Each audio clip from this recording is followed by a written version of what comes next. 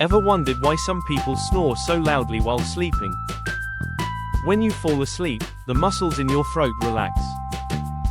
For some people, the airway becomes partially blocked, making it harder for air to pass through. As air squeezes through that narrow space, it causes the soft tissues in the throat to vibrate.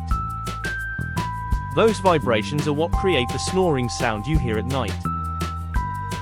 Things like sleeping on your back, a blocked nose, or being very tired can make snoring worse.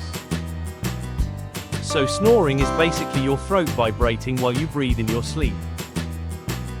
Follow at dailyfactlab.22 for more daily facts.